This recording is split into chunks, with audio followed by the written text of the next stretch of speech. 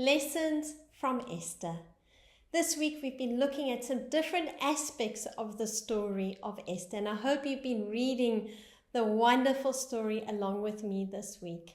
And today I have a song going on in my head from the song Waymaker, and there's a wonderful part of the bridge that says, even when I can't see it, you're working. Even when I don't feel it, you're working. You never stop working. And I feel that is so applicable to the story of Esther today. As we see, Mordecai has been completely persecuted by Haman. He has this plan to kill him, destroy him, and all the Israelites.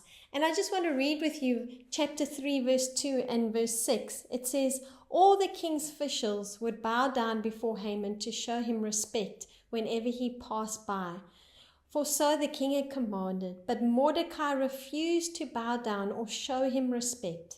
He had learned of Mordecai's nationality, so he decided it was not enough to lay hands on Mordecai alone.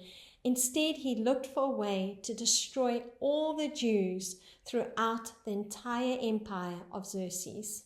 Sure, you talk about making a stand for what you believe. You know, sometimes we crumble and fall when one person comes against us, or one person doesn't like us or leaves us because we know Jesus.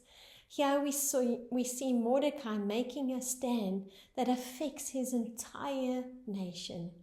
But God is working behind the scenes. And we see it all the way along in chapter 6, where it says, the king that night had trouble sleeping. So he ordered an attendant to bring the book of the history of his reign so he could be read to him. In those records, he discovered an account of how Mordecai had exposed the plot of Bigthana and Teresh, two of the eunuchs who guarded the door to the king's private quarters. They had plotted to assassinate King Xerxes. Isn't that amazing? You talk about redemption. Here the king has sleep issues. He's bored. He doesn't know how to count sheep, obviously. So he's reading these books, and suddenly Mordecai's heroic act comes out. And then we see in Esther chapter 8, verse 1 to 2, on that same day, King Xerxes gave the property of Haman, the enemy of the Jews, to Queen Esther.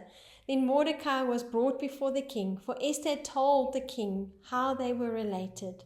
The king took off his signet ring, which had taken back from Haman, and gave it to Mordecai, and Esther appointed Mordecai to be in charge of Haman's property.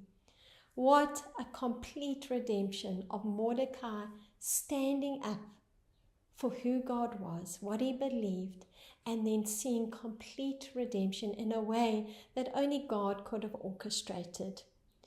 And you know that happens in our lives. Sometimes we don't feel he's working. Sometimes we don't even see it. But I want to tell you, God has plans for us. He's working behind the scenes. And there's so many wonderful promises in his word that you can hold on to.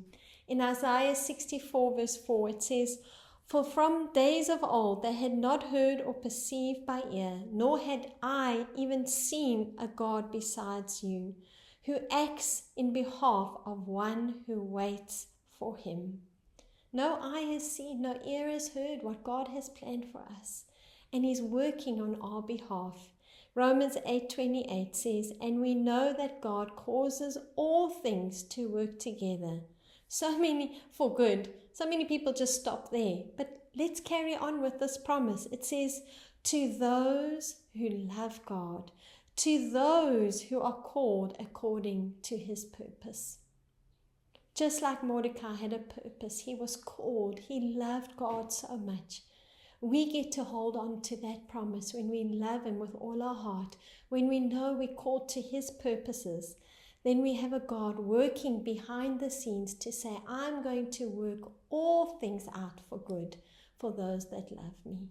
So hold on to that today. Whatever you're facing, whatever you're feeling, maybe you felt abandoned, I want to remind you, God will never leave you. He's working and he never stops working. Always remember, you are highly favored and